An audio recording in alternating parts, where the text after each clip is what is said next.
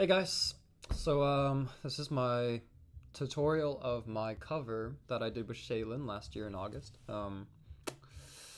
Yeah, so I'm gonna go play through it once and then we can talk about it. So this guitar, this is the 5th fret. It doesn't have any other markers because they're on the top here. So yeah, this is the 5th fret, and then I'll play through it once. Here we go. Actually, probably want more of my hands, huh? Okay.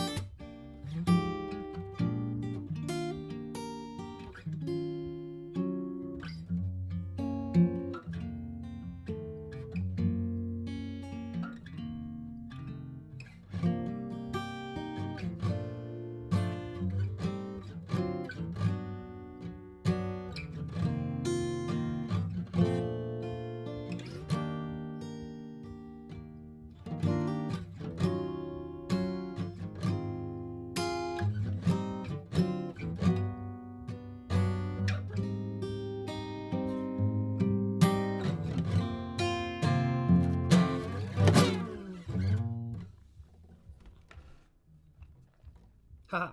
Okay. So what happened there is the verse, then the chorus, then the bridge, and that was the end of it. So for the verse, let's see. There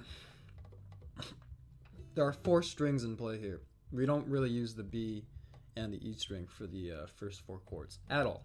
So with that in mind, this hand is going to be kind of operating E string, A string, D string, G string.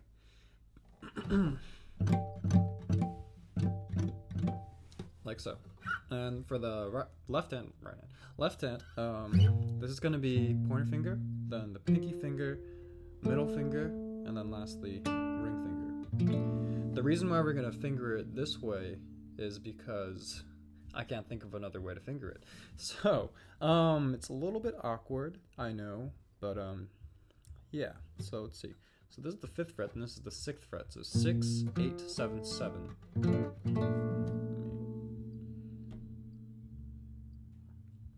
Okay. Now the next chord is 6, 7, 6, 7. And that's pointer, ring, middle, pinky.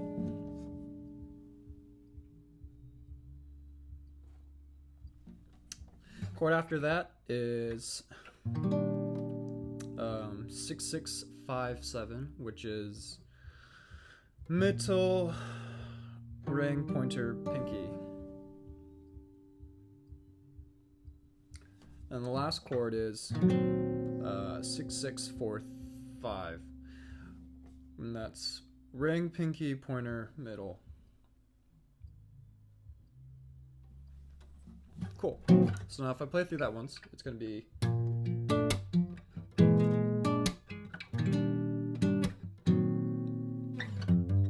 Oh yeah, and there's that if you want to do it. It's 1, 3, 1, 3.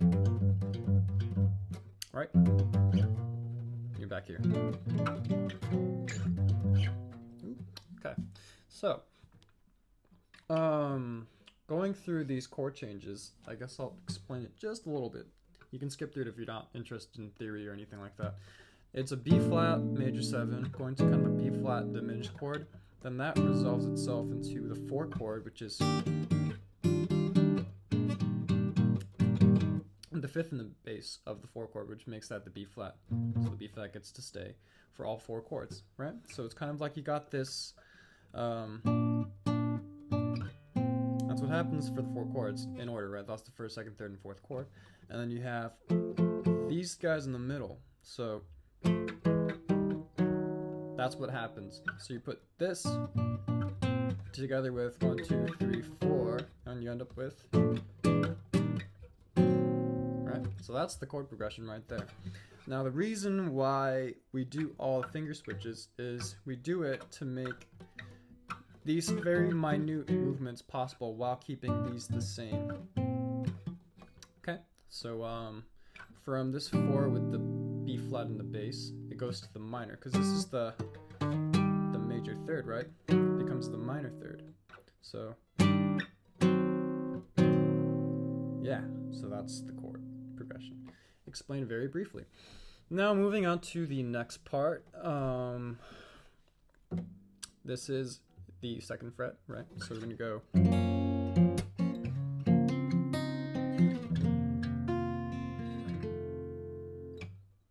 That's a F sharp major 7 going to a C sharp major 9 going to a F7 sus4, and then you unsus the 4 to just make it a regular F7.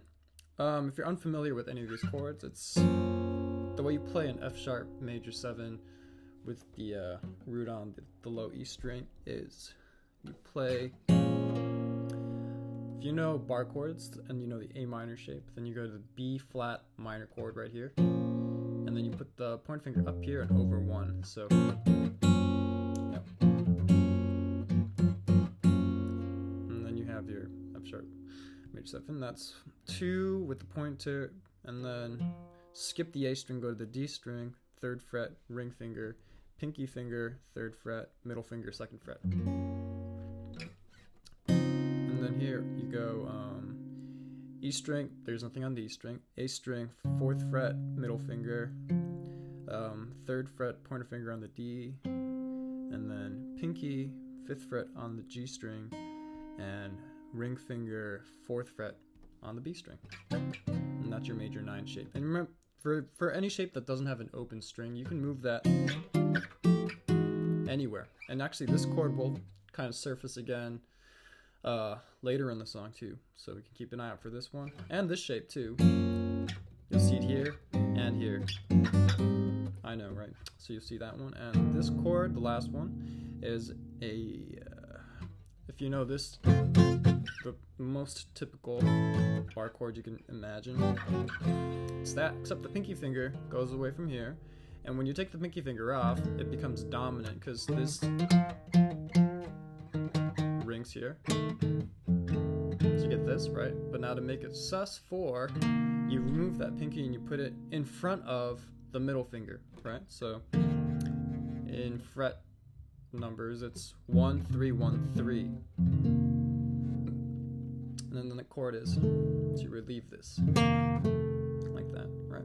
Okay, so that is the entirety of the verse right there, and you can go from, right, and then you're in the chorus, well, sort of that, or you can go back to the verse, right? So that's, in the original arrangement, it's going to go through the verse twice. That whole thing I just showed you, we'll do that twice, then it'll go to the chorus, right? But for the sake of time, we're going to go right to the chorus. Now, in the chorus, to get there, we have this passing diminished line thing again. So from here, the way you play that is you're going to bar the pointer finger from the D to the B string on the 1st fret, just like that. And then you take your middle finger, take your ring finger, and you put it in the 2nd fret in front of the G string, like that, right? And then lastly, put the middle finger up here, like that.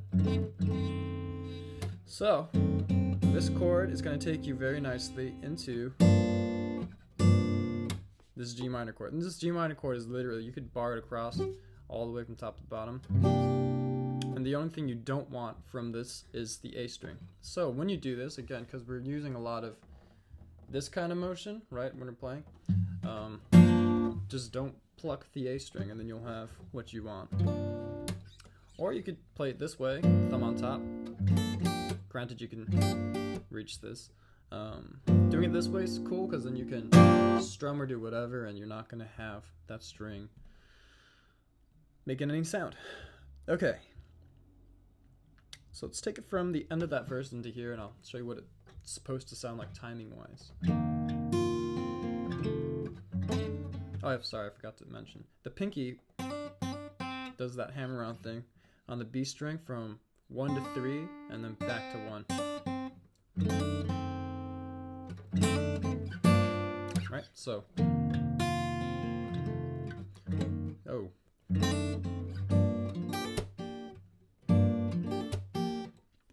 So right there, once you have that bar, my right hand's actually kind of important for this part.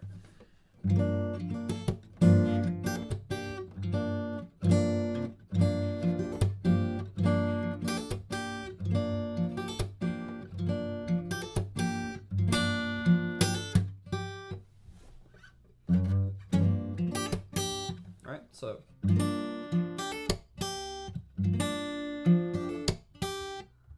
That hit, and then the release, and the way you do this. I use my pinky finger. I know a lot of people don't, but I do, so that's up to you. If not, you could always kind of reposition from here to here. So if these guys are locking in on D through B, for that high E part, you just kind of swing your ring out to grab that note. I just use my pinky. Right. And I'll explain to you that mechanism a little more. It's all together and then arpeggiated. And for this, if you can't see it yourself, then it's on the high E string, 3 to 5, just the way we did that down here, right here, right? So all together, and then so you can have a hit there.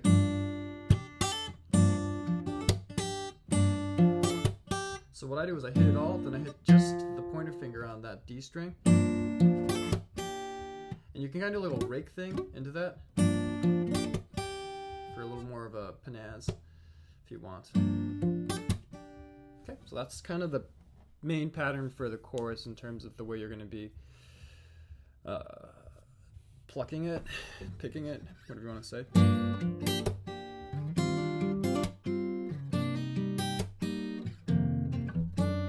So that's kind of the pattern in terms of the right hand. Now for the left hand, you have a motif going, as you can already hear probably, of the. It's kind of da-da-da, ba-da-da, ba-da-da, and that kind of carries through the entire chorus to kind of give you that swing and momentum. So from the G minor, which we just covered, we're going to go to this chord, which I told you to keep an eye on. It's the same chord. It's the major 9 chord that we saw back here on the C sharp, except it's a whole step higher this time, as an E flat major 7, major 9 actually, because right here. So I'm gonna go, which is now moving it 6 5 7 6.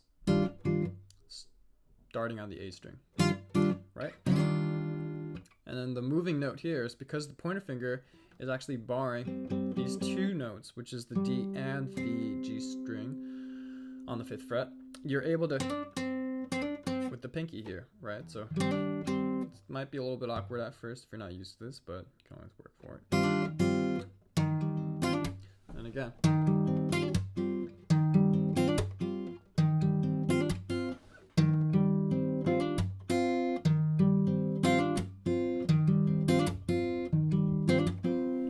So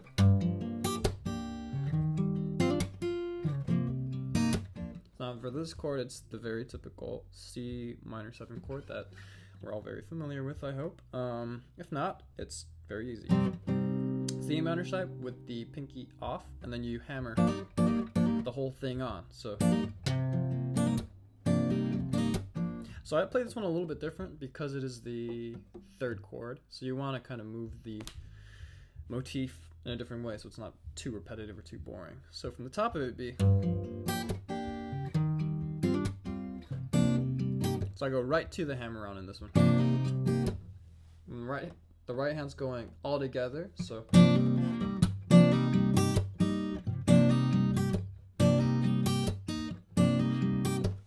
Right, so.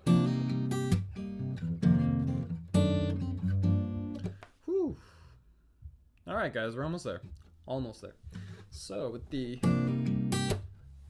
That was my pinky that did that last note.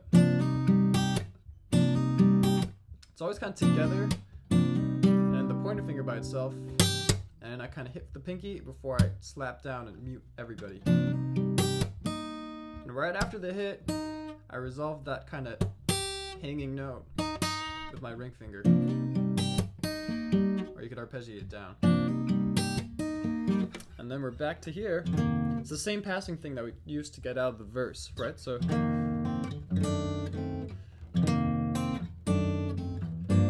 okay, so now we're going to return to this G minor chord 3 times in the chorus.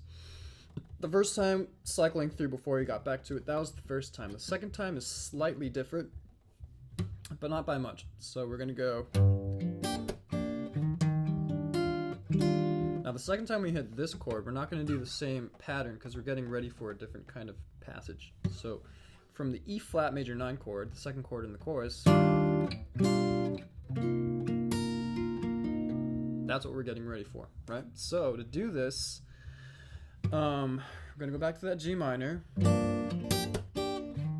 Just nail it, just hit it, right? And then this is a interesting chord. It is the first inversion of a G7 chord. So if you listen to this, there's the G7. If you can hear it's the same, right? Just a different voicing. But then if this is the root, this is the third, right? So it's the first inversion. You're taking these 3 notes and the root, not the root, the third. And that's how you get this voice. And the cool thing about a G7 is it resolves to C minor, which is where we're going, right? So from this E flat major 9, this ring finger needs to get here, right? Because it's in the best position, best part of my hand, I guess, to be on the string. And to take its void on this note, the middle finger will drop down to the same note, same fret, which is the 6th fret on the B string, and then the ring finger swings up to here. So, right, and then to a C minor 7 with a, what is that? 13. So I guess C minor 13 of sorts, right? And the way you play this is, again, there's nothing on the A string. Same way there's nothing... Remember this chord down here, the first chord of the chorus? It is essentially the same thing, except I'm trying to get these 2 notes in there. So to accomplish that, I'm going to go middle, skip the A string, then ring, pinky, and then bar, bar for the pointer finger, 2 frets below, right? And that's going to be all on the 8th and 6th frets. So 8, skip, 8, 8, 6, 6. Okay, so that's the second time around from the G minor, right? So first time is... And the second time is...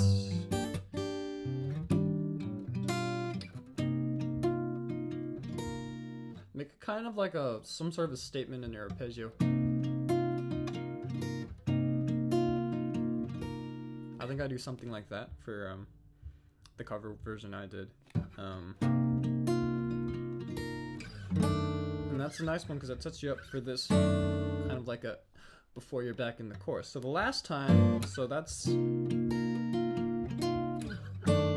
then this is the last time you're on the G minor, right? Before you're on your way out of the chorus now. So you're in the G minor. You don't really... It's not even worth it at this point. And then you go to...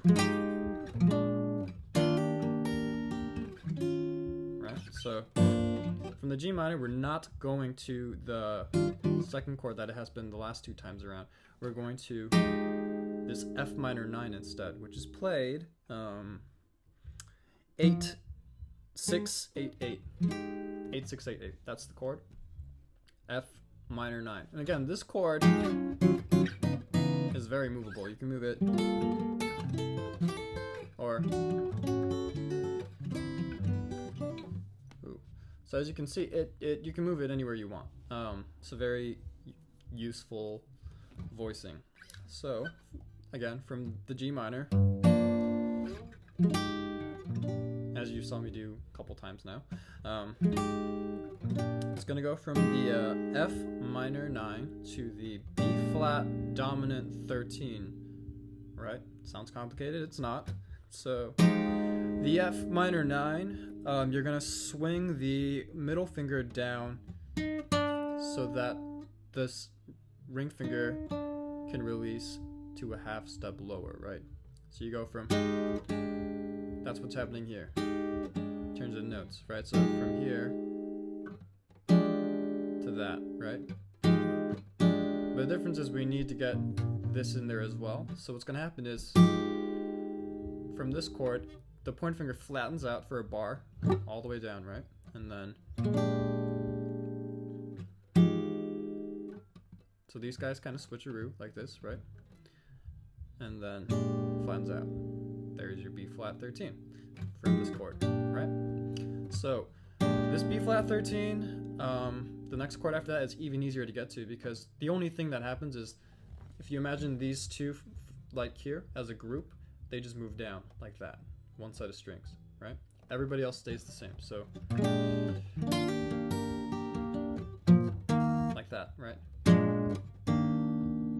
So those three chords together, F minor 9 to the B flat 13 to the E flat 9, major 7, what am I saying? E flat major 7, right? Okay, so there we have it. Now with an E flat major 7 in this voicing, the pinky again can do that little thing again. So that will be 6 to 8 on the B string. That's going to be useful when you're arpeggiating it. Just to add a little bit of flair, right? So from the G minor now, this is the third time we hit the G minor in the chorus, the last way on our way out of the chorus, right? So we go.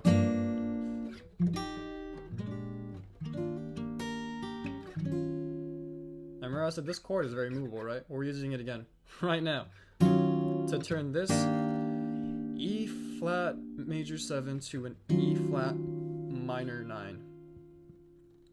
Okay, so just like that, right? You just hold that just once and let it breathe, and we're gonna go to this chord again. F sharp major 7 to, so F sharp major 7 to F7 sus 4, and then release, right? Like that. Okay, cool. That is the chorus, but you're gonna do it twice. This would be like the.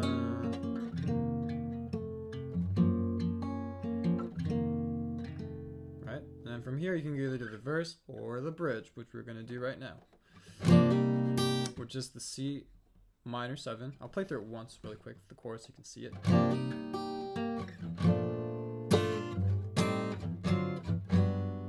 Let's just do up to there, right? So C minor 7, and this part you do want to be strumming, because the effect of strumming versus plucking is strumming has a lot more dynamic. It feels like the energy is way higher, right? So to B flat major 7.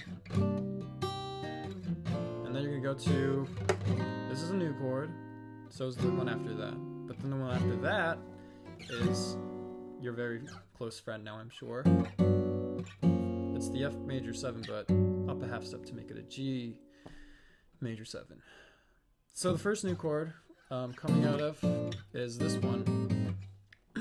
So on the 5th fret, give me a second. Loud talking, guys. This is the A minor 7 flat 5. The flat 5 comes from this note right here. Right? So it's played 5th fret middle finger, 5th fret ring finger on skipping the A string again, straight to the D. So 5th fret, A string, 5th fret pinky, G string, and then our new note right here, the pointer finger on the 4th fret. Okay. And then the chord after that will be, this is a Jimi Hendrix chord.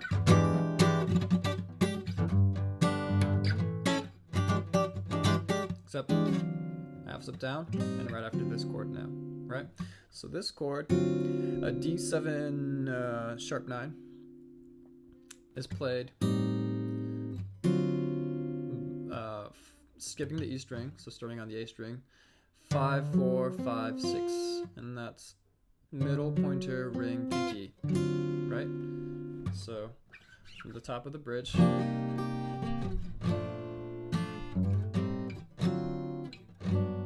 to that G major 7, remember, which was just that half step higher. Okay, now moving on from here, we're gonna go F7, B flat major 7, E flat major 7. These are all chords you've learned, so I'm not going to review those, right? You also learned this one, so the same move coming out of the chorus, we're doing it again in the bridge.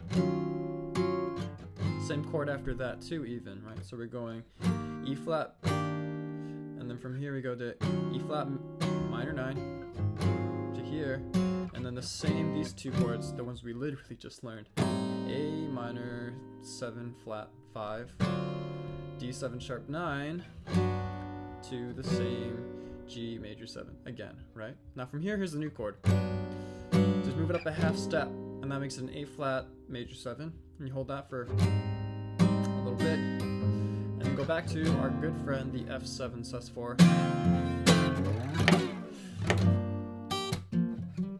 and you can go back to the chorus, right?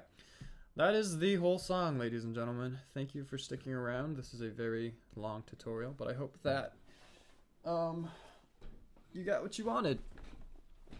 Please comment if you have any more questions or suggestions or what have you. And have a great day.